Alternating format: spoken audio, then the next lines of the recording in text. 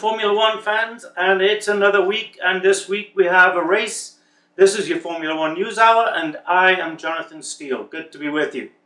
So, kind of an interesting week, few newsy things, and then we're going to have the history, and then this week we have the Singapore Grand Prix.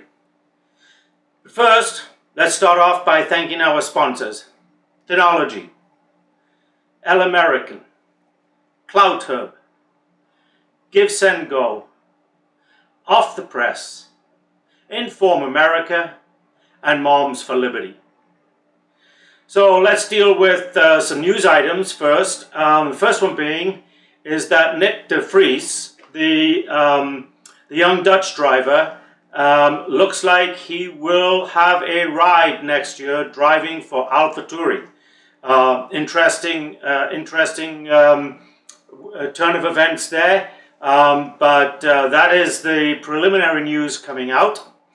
The other kind of news thing this week is that Toto Wolff, who is team principal for Mercedes, believes that one of the teams has exceeded the cap that they're allowed to spend each year on delivering the Formula One race to each year. I think that the cap is about 230 million.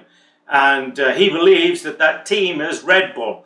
Now, if in fact it can be proven that that Red Bull have exceeded that cap, of course they would lose points, I would think, for the Car Constructors Championship, which would be a major blow, because that's where these teams get a lot of their money from.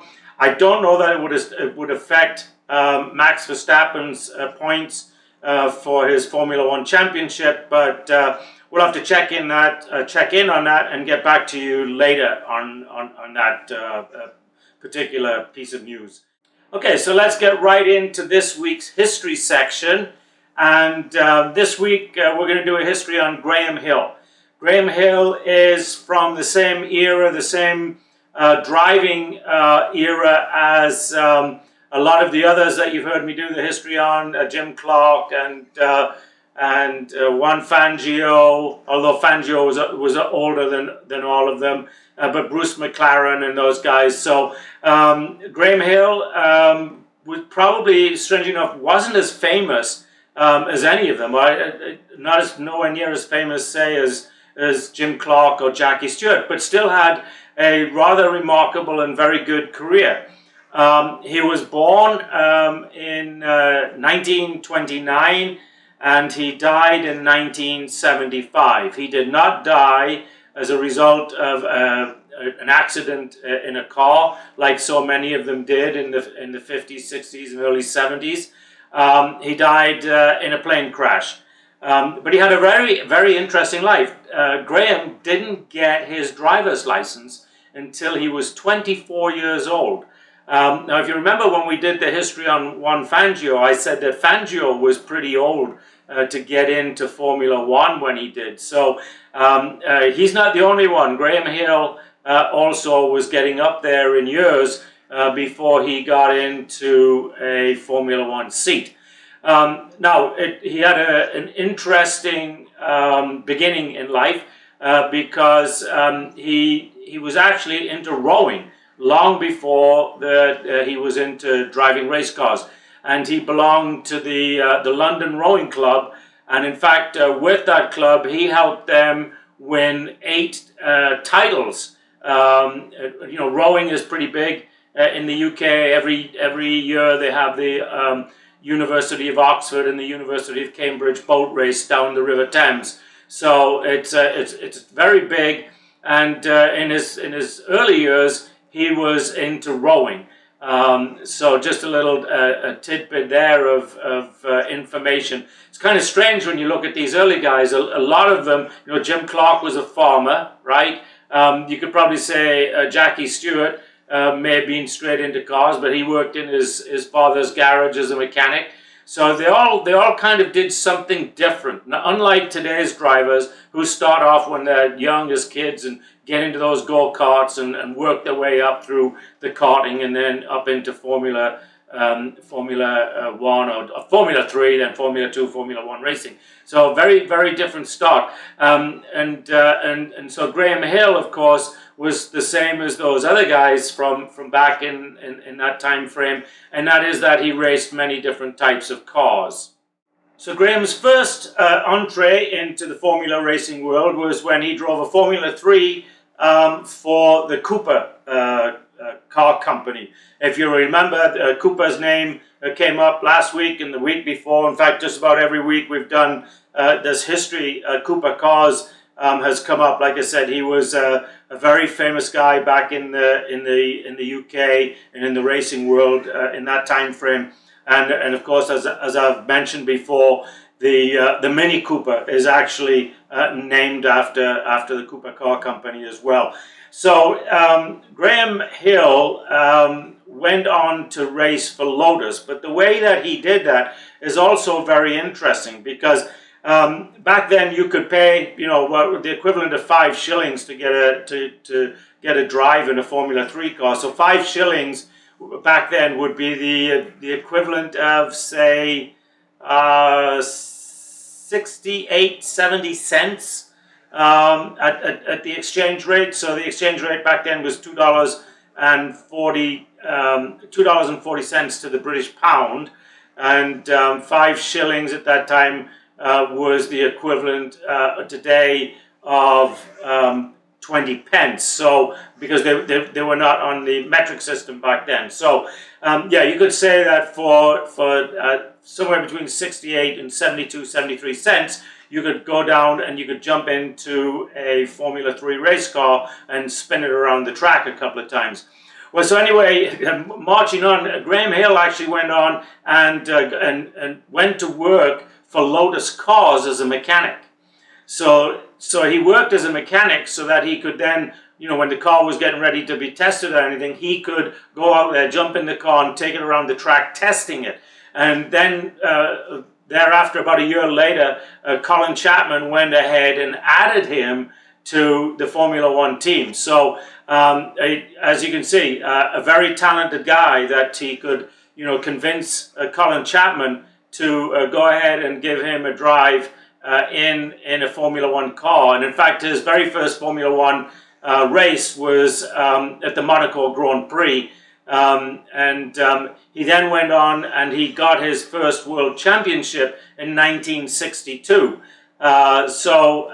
He was very, very quick to learn because he was in the Cooper car in the Formula 3 in 1958, and then 1962 he's a Formula 1 world champion. So a very talented driver, a very from all that I've read, and he's one of those guys. Because I was a kid, but he was also one of those guys that was known as a party guy, and so he liked to have lots of parties. So if him and James Hunt, who we'll talk about in the future as well, were both well known for partying. So anyway, he went on to have a very very good career.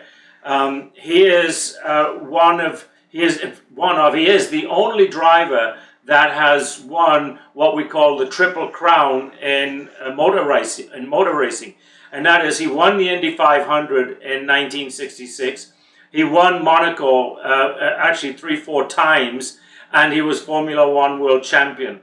And so nobody else has achieved that feat, not even Jim Clark. If you remember, Jim Clark is the only guy that's won the Formula 1 championship and the Indy 500 in the same year, and that was in 1965. So these guys were incredibly, incredibly talented. On top of winning again the Formula 1 title in 1968, if you remember, that's the year Jim Clark was killed. He also won the Le Mans 24-hour race and the saloon car race championship a couple of times as well. So a very, very, very talented guy.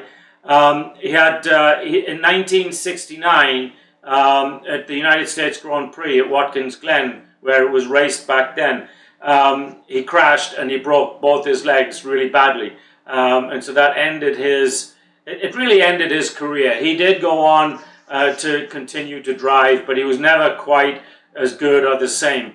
What he did do in 1972 was he formed his own company, race car company, called Embassy Hill.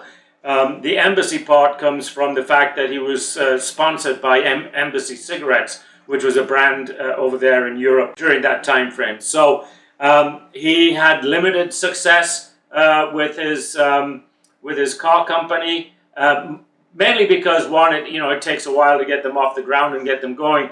But then the other thing is that in 1975, he was killed while flying his plane with all but three of his team on that plane. So there was 5 of them on the plane that crashed in fog while trying to land at an airfield north of London. And so there was only 3 members of the team left after he died, and that was essentially the end of Embassy Hill racing. It did get sold off a couple of times before it eventually just folded away. But the other thing that Graham Hill did while he was living on this earth, and that is he fathered Damon Hill. Graham Hill and Rosberg, I think it is, are the only 2 F1 champions to have children that have gone on to be F1 champion. His son Damon Hill, who will come up in a few weeks, probably a few months actually, in the history section. Anyway, Damon won the Formula One World Championship in 1996. We'd like to say thank you to Give, Send, Go for bringing us this portion of the Formula One News Hour. The things that can happen to you in life, you don't get to choose. And sometimes they're pretty bad. But you do get to choose who can help you. And there's a number of crowdfunding entities out there, but there's only one that's faith-based, Christian-based, and does not have any censorship at all about who it tries to help. So when you or your family members or friends, or friends that need help from time to time, you need a crowdfunder, go to givesendgo.com. That is givesendgo.com. The other thing about crowdfunding is you can actually start crowdfunding if you're wanting to start a small business and grow it into a large business. You can get funding from crowdfunding, and so you don't have to have something bad happen to you to go visit the folks at Give, Send, Go. You might have a great idea that you think you can turn into a really nice company. So anyway, go to givesendgo.com. That is givesendgo.com. And welcome back, race fans. It is October the 1st, and it is time for qualifying at the Singapore Grand Prix. It is raining in Singapore this evening, and I say this evening because although it is 7-8 o'clock here in Austin, Texas, they race in the evening time so that they can maximize the TV schedule around the globe. So it's going to make for a very interesting qualifying. But first, let's go ahead and take a look at what happened during practice yesterday. The practice session actually was all over the place, and in fact, the Red Bull cars did not seem to be faring very well. They had a few difficulties with setups. On the other hand, both the Aston Martin, the Mercedes, and Ferraris seem to have done a pretty good job of getting their car setups pretty close to what they wanted for qualifying today. So it's going to be really interesting to see how qualifying goes today. And as I've said in the past, I don't narrate the whole qualifying session or even the race session because we call this the Formula One News Hour, so I condense everything down. So the other thing that's going to happen this morning because of the rain, and it's actually not raining now, but it has been raining, and so the track is still quite wet. So you're going to see the cars come out on what they call the intermediate tires. They're not really dry tires, and they're not wet tires. So they'll come out on the intermediate tires here, and it'll start in about 5 minutes from now. But I had a question come in over the last week or so, and the question was, you know, why do they put the covers on the tires? Why, when the cars are stopped in the garage area, why do they put the covers on the tires? Well, the Formula One tires really actually have to stick to the road. And so temperature and pressure is really, really important to the tires in order to maximize the grip. So, you know, if you're watching it on TV, and obviously the question comes from somebody that was watching on TV, you watch it on TV and you see them putting the covers on the tires and taking them off the tires. What they're trying to do is maintain those the temperatures, because when they get out there onto the track, they actually have to get them even hotter so that they'll stick better to the road. The tire pressures in these cars is only 21 pounds. Now think about this. If you were driving your car down the street and you had 21 pounds of air pressure in the tires, it would look like it was going flat, and if it was on the front wheels, it would be pulling to the right or pulling to the left. So these tires are manufactured specifically to run at best at low pressures and at high temperatures. So remember, when the downforce on these cars can add, you know, 2,000 to 3,000 pounds of weight to the car as it's going down the road. As we've talked before, if they don't have the down forces, then the car will literally just take off like an aeroplane. So anyway, I hope that answers the listener's question. The key is they put these tires on, they put the covers on the tires to keep them really warm, and that's why you see them right before they take off, then they take the covers off the tires. So anyway, the qualifying session has just started, and I can see it is not raining, but the track is pretty wet throughout. There's a couple of sections that have dried out a little bit, but remember, because we're doing qualifying in the evening time now, there's no sun to dry the track out. So it's literally going to be the cars going around the track that are going to dry it out. But also Singapore is quite warm, so the air temperature will as well. But remember, the air is wet because it's been raining, so the humidity is high. So we're going to see some interesting times come out here this morning, and I think we'll see some surprises in the qualifying session. And so the first times are coming in, and we have, there's a surprise actually, Hamilton with the quickest time right now, and then we've got Sainz, Sergio Perez is right up there. The person that's not up there that we thought might be is Verstappen, and then we've got Gasly and Ricciardo. So kind of a surprise to see both Gasly and Ricciardo up there, maybe more so on Ricciardo than Gasly, but some interesting times. But remember, so they've done probably, I'd say about 4 or 5 laps now, and then because they do what they call an out lap, and warm up the tires, get the car ready, and so what's happening with the tires on here? So they have the intermediate tires. So if you could see them, they look like they've got half a tread on them, right? So because they want the tire to fling the water out, but they also want as much rubber on the road to stick.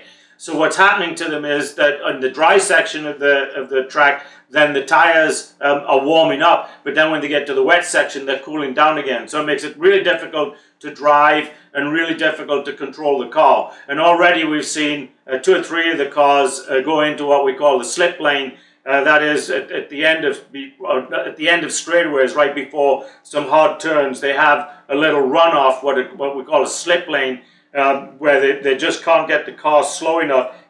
So they go into the slip lane, turn it around, and then off they go again. So anyway, we're going to see some changes as we go along here this morning, I'm sure. So halfway through the Q1 session, and still a surprise with Hamilton still leading the folks here with a 150, 153, 152 time, and then being followed by Leclerc, Perez. That's interesting. Perez is way up there, and Carlos Sainz, George Russell, and then Max Verstappen is finally showing up, but he's not in the top 5 at the moment, but I'm sure that'll change as the practice sessions go along here. But very interesting to see the Mercedes maintaining the top spot. Finishing at the top for Q2 is Leclerc, Hamilton, Perez, and Alonso. So some interesting names missing from there. One is Carlos Sainz, and the other is Max Verstappen. Where are they? So anyway, they are in the top 10, Verstappen and Sainz. So as we go into Q3, we'll see, one who is going to be who is going to be on pole, and then what order is going to fall below that. The guys dropping out of Q2 that will not make it is Russell, Stroll, Schumacher, Gagnon. They're all out. So those. Interesting to see George Russell not make it out of Q2 and into Q3, because I think that'll probably be the first time this year. Looks like he's struggling with that car. Hopefully they'll get it all straightened up by tomorrow for race day. What the other interesting thing, Mick Schumacher is really struggling for his Formula One life. He has not been offered a ride with the Haas team next year. And if you remember, Danny Ricciardo is out there, and I predicted a few weeks ago when it was announced that Ricciardo was not going to make himself available and back in with McLaren next year. Incidentally, he still gets paid by McLaren for the entire year because he's under contract. But the prediction was that Ricciardo would take Mick Schumacher's place at the Haas team. Now, kind of some of the rumors around is Ricciardo does not want to drive for a team that is consistently at the bottom of the championship series points. But these guys, he's talking about taking a year off. But once you take a year off at this level, there are so many young kids out there proving themselves. You got Nick De Vries coming in. And the young Australian kid coming in this year. So I would be very surprised to see Ricciardo not take a drive. There's actually 2 or 3 spots still up. Certainly, I can't see Nicholas Latifi lasting at Williams. Will Ricciardo end up there? There's also talk that Gasly is going to move on from AlphaTauri, and I think he's going to take the spot. One of the teams, anyway. Gasly's moving on and moving up, so it's going to be a really interesting off-season shuffle. And like I say, I would be very surprised to see Ricciardo not take a drive next year.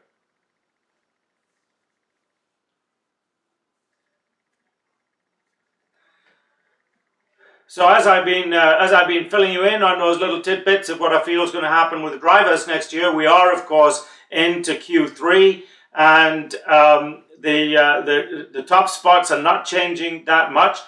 We do see Max Verstappen climbing up there, but the teams are really struggling with tires. Do we go to the slicks? Do we stay on the intermediate wet tires? What do we do? The track is drying out quite a bit.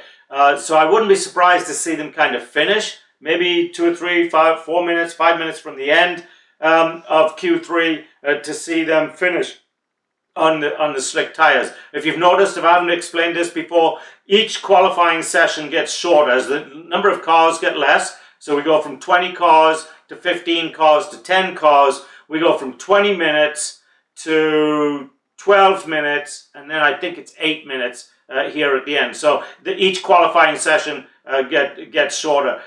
Please don't take gospel on the last qualifying session. I really don't take any notice of the time per se, but they do get shorter as it goes from one session to the next, and the first one is 20 minutes. So anyway, it looks like Verstappen himself is struggling a little bit. We've got some pretty decent times now. They're getting into the low 150s. We started up in the middle 150s, 154, 155. Now we're down into the low 150s. And so this is a result of the cars now moving to the slick tires and the track drying out enough for them to do that. So, no telling what could have happened if some of those earlier guys that got knocked out, if they'd been able to qualify, especially George Russell. It looks like he's really struggled all day, and even in practice, it struggled a little bit. Because it has been wet in Singapore, it continues to be wet, and it is predicted that there will be the race will be wet tomorrow. So we'll have to wait and see. But the forecast is for rain. And the bad thing about Singapore, there's two bad things about it in terms of the weather. One, when it does rain, it takes a long time to dry because of the humidity. Humidity there is nearly always high. But the other big issue is that they have these races at night. They race at night so that they can get into the prime time TV ratings for Europe and the United States. More for Europe than the United States. But I will say that the United States now is taking on a much bigger media moment than it used to, say, 5, 6, 7 years ago. And you got to credit ESPN for that, because it was ESPN that brought this series, Drive to Survive, about Formula One, over to the United States, and it's had an incredible impact on the viewing audience. People are now really tuning in and watching Formula One. I remember the first time we had the Formula One race here in Austin, and I think they probably sold half the seats, available seats there, and now it's very hard to get tickets. The last 2-3 years, 2 years especially, it's been completely sold out, and that of course was even with COVID going on. So it's turned into a big event. This year we also had Miami as well. So anyway, we're coming up to the end now of Q3, and Max Verstappen is on a tear. He's on his last lap of being able to get into the qualifying in the top 3 and take pole position, and he is, in fact, right now, he is on pace to take pole position for this race. This is just what we expected, and he is absolutely flying around this track. He's fastest in the first sector. He's made pace in the second sector, so the third sector is even faster. So what? Well, hang on a second. They're telling Max Verstappen to box.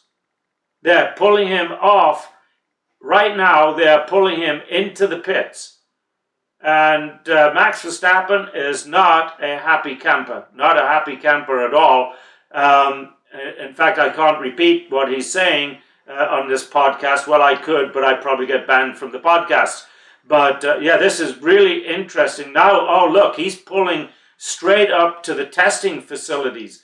So let's listen. Let's see if we can listen in and see if we can pick up what the issue might be here as to why they pulled Verstappen off. Because that puts him all the way down in 8th position.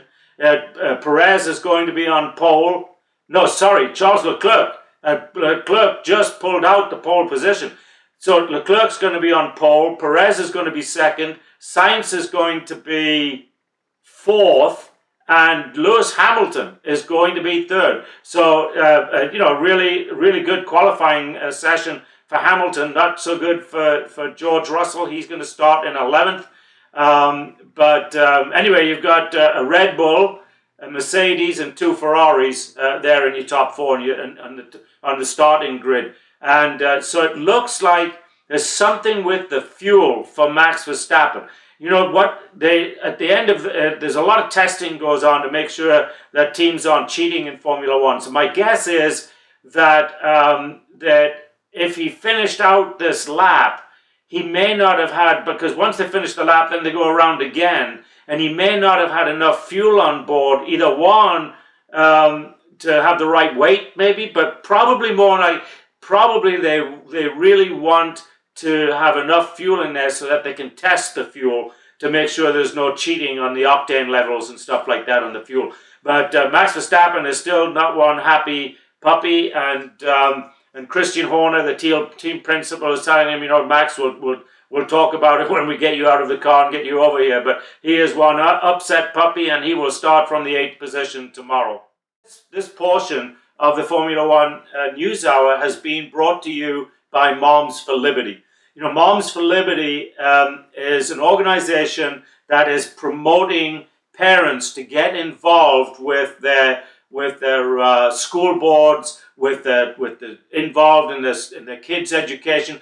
Too much today, the parents are being pushed out, and instead of teaching these kids math and English and STEM, science, technology, and stuff like that, they're teaching them things like, can't say really teaching, they're promoting what we call critical race theory. All white people are born racist. They're pushing transgenderism off on them, telling 8 and 7-year-olds, well, although you were born a girl, you're really a man, or you're really born a man, but you're really a girl. I mean, just ridiculous stuff. And Moms for Liberty is out there pushing parents to get back involved. It used to be in the earlier days, when back in the 70s and 80s and 90s, the teachers were trying to get the parents involved. Today it's the complete opposite. They don't want the parents involved at all, because a lot of those parents out there, like the parents in Moms for Liberty, are saying, no, you don't get into teaching our kids about gay people and lesbians and LGBT. You don't get into any of that. You teach them math, English, science, technology, all those things. Teach them what we send them to school for, not your social agenda items. So please, they've got 183 different sectors, different campuses out there.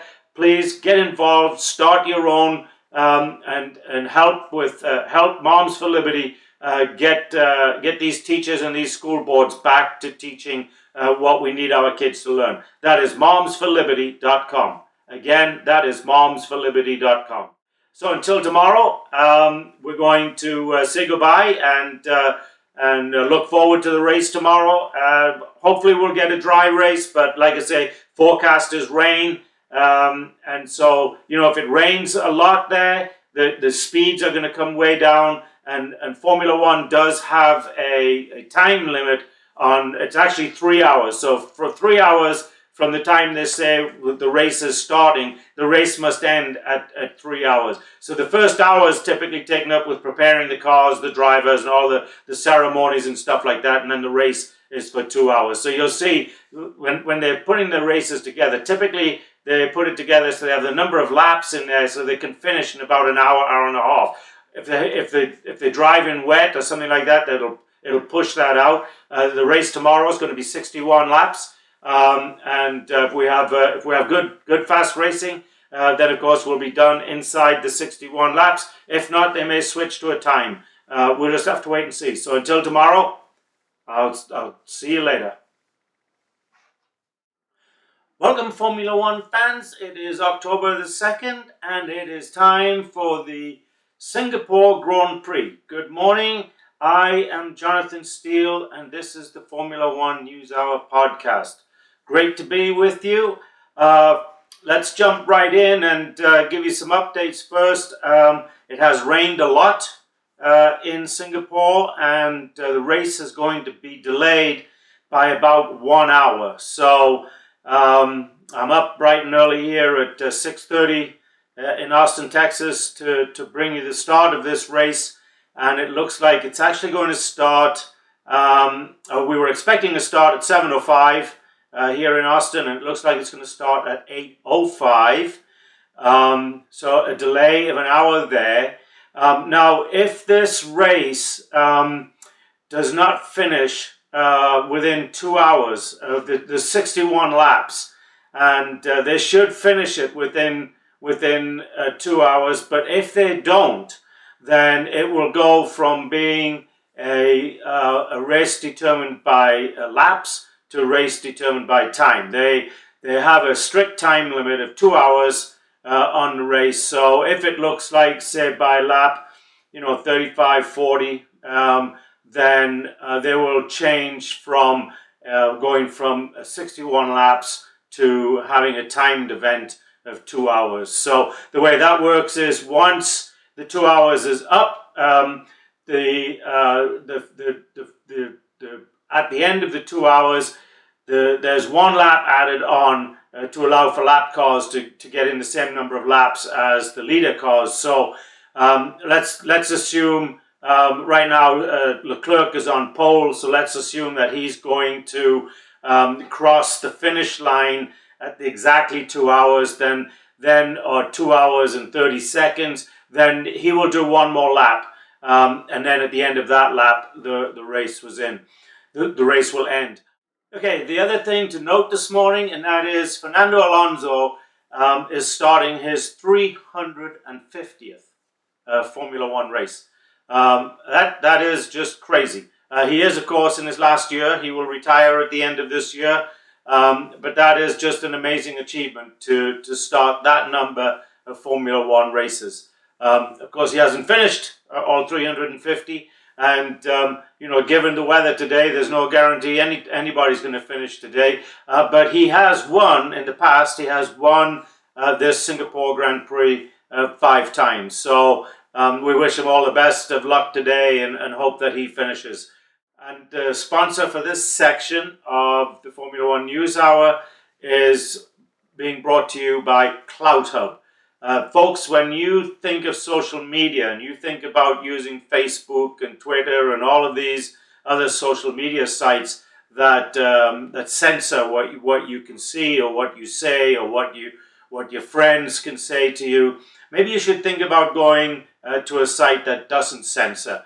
Now that doesn't mean to say they encourage criminal activity. That you will get taken down for that, but they don't censor your thoughts or or comments or images that you put out there. But they do not like you to do criminal stuff. But anyway, the name of the outfit is CloudHub. You need to go to cloudhub.com for all your social media activities.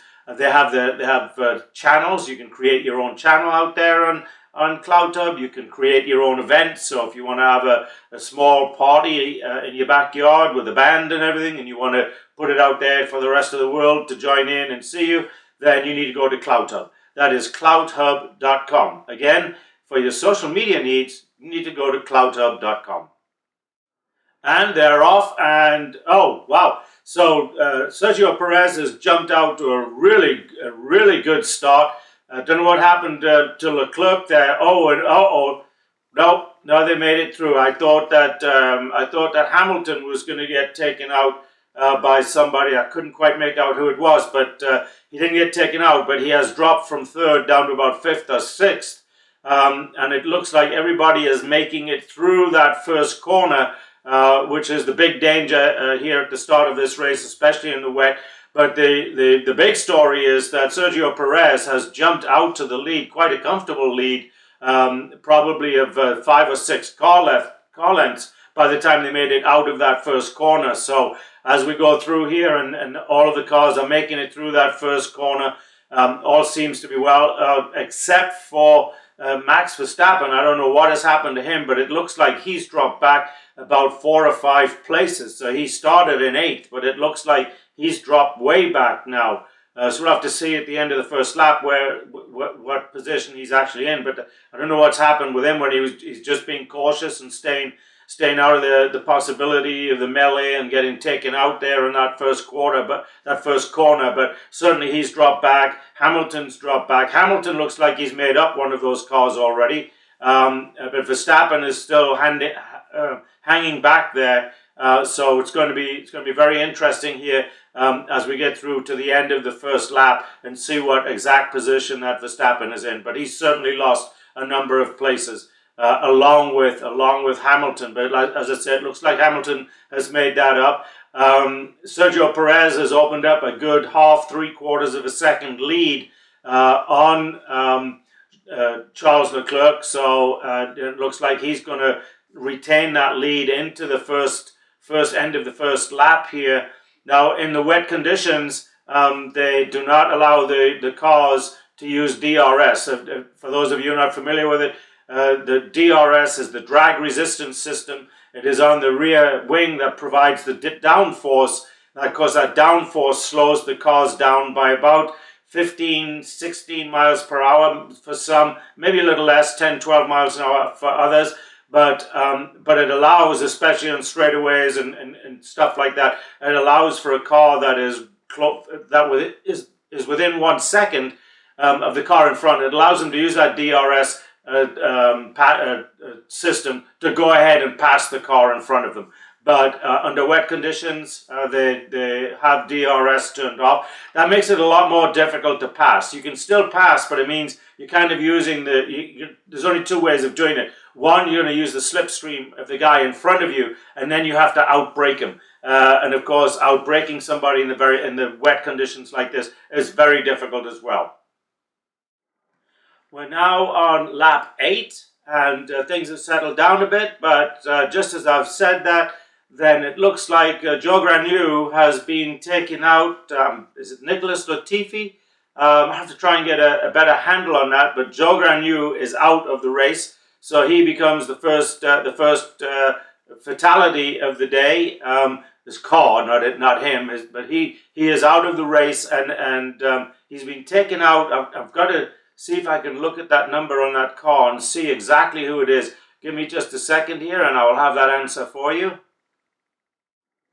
Okay, and so I was correct, and so Joe Granu was taken out by Latifi, and Latifi now is headed back to the pits. He's got a puncture, and so he's going to have to go back to the pits and get himself a new set of tires put on. So in fact, they've decided to bring out a safety car. They've changed the yellow flag from a virtual car to a safety car. So the safety car has come out. So I wouldn't be surprised here to see everybody diving into the pits to get new tires. Now these intermediate wet tires can go a lot longer and a lot further than the dry tires can. So like I say, I would expect it. I don't know if it's going to happen. On the other side, Nicholas Latifi did pull in, and they put a new nose cone on his car and changed out the tires, but something else must be amiss because he is out of the race now. So that is sad news for Joe Granu and also for Nicholas Latifi. They are out of the race and at a very young age of the race. So anyway, now here's something interesting. The lead cars now have not pitted. They have just gone right on by the pit lane. So it looks like everybody will stay out and stay on the tires that they have on at the moment. That's interesting. But like I say, these intermediate tires for the wet weather, they can last a lot longer.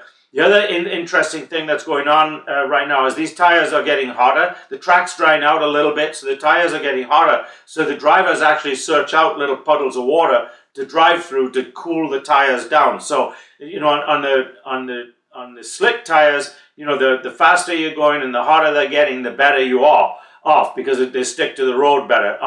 On these intermediate tires, they run best at a cooler temperature. They still want to be hotter than what you would have on a normal day on your car that you drive to the work or take your family out. But they don't want them to get too hot because then they do start to stick to the track too tightly, and then they can't get the speed out of the car that they want. So every now and then you see these cars dodging over and finding a puddle of water to drive through to cool their tires off. Very interesting. Okay, so we are now on lap 11, and Max Verstappen has made his way up through the field, and he has made it back to the 8th position. So he has made it back to where he started from, so he's come up 4 places in 11 laps. So I would look for him to continue that march up the field, and really, like I say, at the moment, it would look like he's going to at least make a podium. It's going to be a lot more difficult to make his way through the field today and get past these other cars than on a normal dry day. And the big difference being is that he does not have DRS. Whether or not they'll bring in and allow the drivers' cars to use DRS later in the race, obviously the track is drying out a little bit. You don't see as many puddles of water as we did in the beginning, but you can see the areas of the track where the cars are making like a dry lane, as it were, as they're going around the track, and it's now about I'm going to say an hour and a half to nearly 2 hours since it stopped raining, but it is nighttime and the humidity's high. I think I just heard the commentator say humidity's around 85%. So getting this track to dry out all the way is probably not going to happen.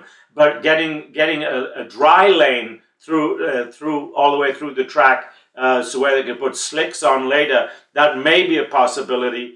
But looking at and listening to the chatter on the wireless between the teams and their drivers right now, none of the drivers believe that we're anytime close to moving on to slick tires. So, Alonso, it looks like he just blew his engine. I mean, just smoke coming out from everywhere. And so Fernando Alonso's 350th start and his last start at the Singapore Grand Prix has come to an end, and will bring out again the safety car, because that car is in a position in the track they're probably going to have to bring out a cherry picker, pick it up and get it moved off the track there. It's not quote unquote on the track, but it's close enough to the side of the track where they're going to have to move that. And in fact, the safety car is now out on the track, and they will take probably, I'm thinking, 4 to 5, 6 laps to get that car picked up and moved off. And of course, if there's any oil or other lubricants that have come out of the car during that, you don't see this very often anymore, where the engines just literally blow like that. That's kind of really interesting. So it's going to take a few laps to get that car off the track and get things taken care of. So we're getting to the midway point of the race, and if this race is long enough, I think we can take a quick time out here and say thank you to another one of our sponsors.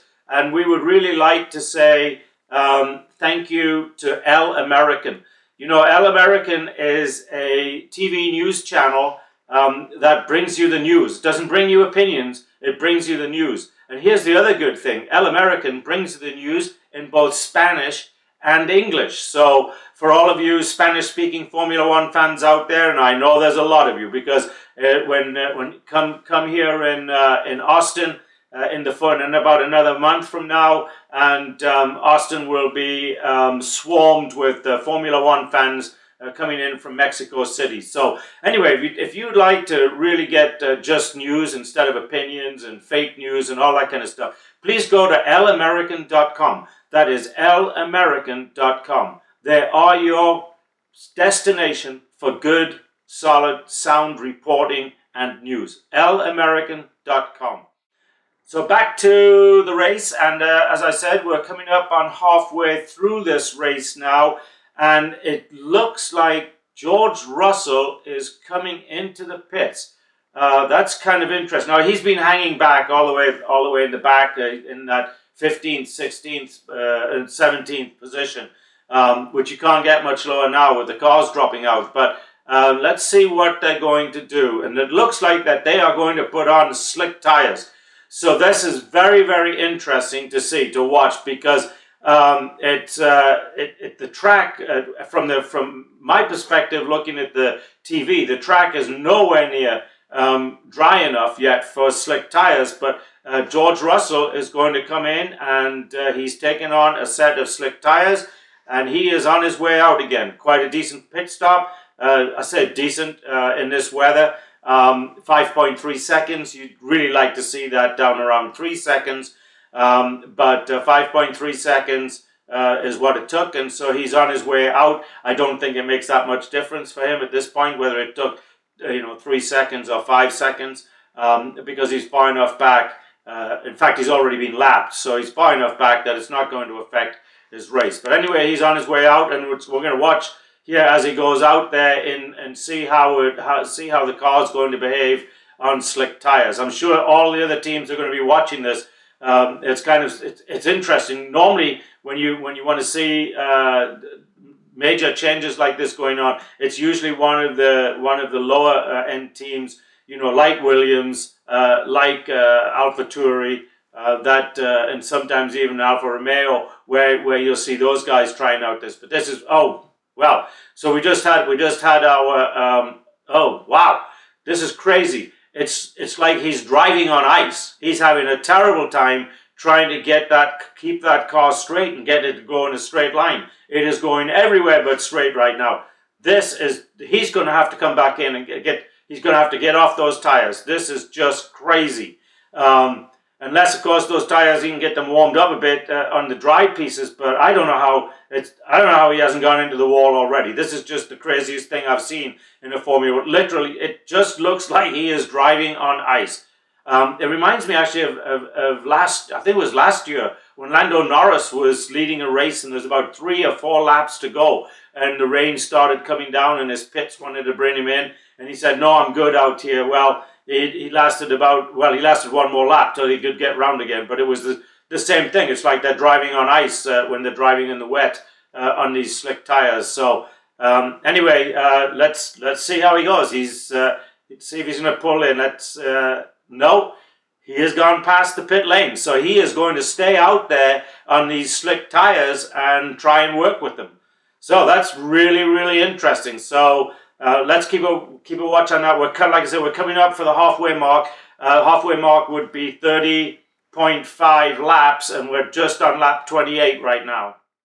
And we've got another accident here on lap 28. Alex Albon. Now, he has just gone straight on at one of these turns and straight into the wall. So that's going to bring out another safety car. And I think this time we might see some of the cars coming in to change tires. And I'd be very surprised to see any of them follow suit with George Russell. But we'll see. They've probably got 3 to 4 laps, maybe 5 laps before that safety car would leave. So it's going to be interesting to see when exactly they come into the pits, and then, of course, which tires they go to.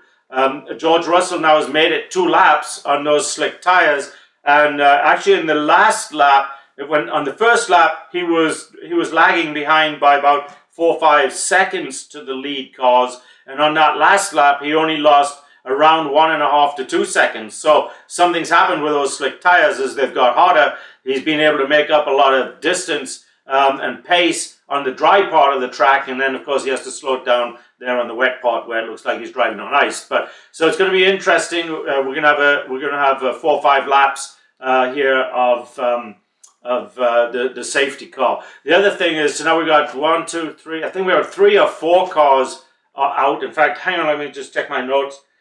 Yes, so 3, 4 cars are out, and we've got both the Williams cars and both the AlphaTauri cars now that are out of the race. So not a good day for those guys. Williams, the last few weeks, has just really had a good go of it. They've if you remember last week, they had Nick de Vries come in 9th, and before that, Alex Albon for 2 weeks in a row brought that car home in the 10th place. So yeah, very interesting going on with those cars. But you know, it's like I said, these are tough conditions, and you know, the ease of which something can go wrong very fast is just there. On the bright side, for Sergio Perez, he has opened up a good 5-second lead on Charles Leclerc. So something is going very right for that car, and something not so right for Charles Leclerc. And then the other thing is the Ferrari of Carlos Sainz is 15 seconds behind Leclerc. So that puts him 21 seconds behind Sergio Perez. So Sergio Perez, it's right at 21 seconds for a tire change here. A little longer than other tracks where it's 17 to 19 seconds, but 21 seconds here, and that's because the pit lane here in Singapore is really narrow. So the normal 80 kilometers per hour speed down pit lane is reduced to 60. So that adds 2 to 3 seconds. So anyway, back to my point, and that is right now, Sergio Perez could pit and come back out in 2nd place. And then, of course, if Leclerc pits, that's going to put him right back into 1st place. If they both pit at the same time, he's going to come out ahead of both of them. So it's going to be interesting to watch here in a couple of laps on these on the pit stops and see what two things. See how the Ferraris do it versus Red Bull, and then Red Bull versus Ferrari, and then it's going to be really interesting to see what tires are going on those cars. Is everybody going to go to the intermediate or the soft? I wouldn't think soft because there's still too many laps. Even at right now, we're right at about 33, 34 laps. So if I look at the time, I think they're probably going to switch to time here, especially. We've got the safety car again, so I would be very doubtful that they're going to finish this race now under laps, and they're going to move to the time. So anyway, we're going to look, and we're going to see what happens here on the pit changes. So with looks like we're at 20 minutes left, and for whatever reason, George Russell, I'm sure it wasn't deliberate, but anyway, he's just bumped into Magnussen in the Haas, and he's taken out his nose cone, and he's got a flat tire, so he's going to have to kind of limp back around and get a new nose cone, and also get a new set of tires. So listen, this is just a crazy day at the races, as they say. So there's only 2 or 3 drivers. Maybe we've got Perez, Leclerc, Sainz, Lando Norris, and Ricciardo, really, that haven't made any major mistakes today. Ended up bumping into somebody or something like that. And those poor Haas cars, I don't know what happens. Every race, there seems to be somebody bumping into them, or they're bumping into somebody. I guess the good news is that both the Haas cars are still in the race. Magnussen's still out there. And also Mick Schumacher is still out there. So I think, and actually when you think about it, Mick Schumacher has had a pretty nice race because nothing untoward has happened to him either today. But anyway, when I look at that running order, right now we've got Perez leading, although it has now dropped to just right under a second. So Leclerc is about to catch him up, and I would guess at this point he's going to pass him. But for right now, we've got Perez leading, we've got Leclerc second, Carlos Sainz third. The Carlos Sainz is a long way back. And then we've got Lando Norris fourth, and a crazy day for Ricciardo. And on those soft tires, it's kind of amazing. But he's in 5th place. So just all kinds of crazy stuff going on. We've got behind him, then we've got Lance Stroll. We've got who's the other one? We've got Lance Stroll and Valtteri Bottas is back there, and then behind him again, then we've got Lewis Hamilton, who's now back in looks like 9th position, and Max Verstappen is now in 13th position. So if we got a little over 20 minutes left, so if we decide, so we've got about 10 laps left in the race at this pace. The pace has picked up, by the way. We're now seeing the cars lapping. If you remember, I said at the beginning they were at the 2-minute mark on the slick tires. The track drying out a bit now. We're into the low 150s, 154, 153, and I'm sure as the track dries out a little more, they'll come up. We'll probably see lap times in the 150, 151 mark here in a little while. So. A lot of really interesting things happening today. It's been one of those great races where all kinds of things have happened and happened to the best. So they have got the new nose cone onto Charles Leclerc's car, to George Russell's car, and got him a new set of tires, and off he goes again. So it's all kinds of little bumps and scrapes and everything for just about everybody today, except the top 5. So maybe the top 5 are the guys that know how to really drive in the wet, and everybody else below him, with the exception of Mick Schumacher, who, like I say, and Valtteri Bottas, he's had a very uneventful day.